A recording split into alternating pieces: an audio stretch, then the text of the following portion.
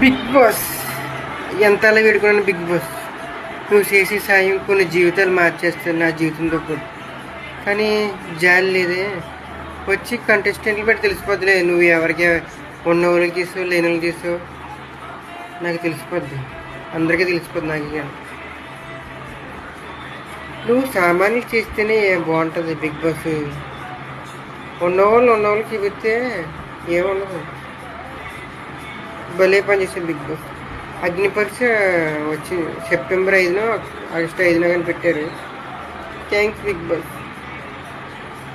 ఇంకా మాలాంటి వాళ్ళు ఏమేదో లైఫ్లో ఎదగాలంటే ఎదిగే అవకాశాన్ని తొక్కేస్తున్నారు.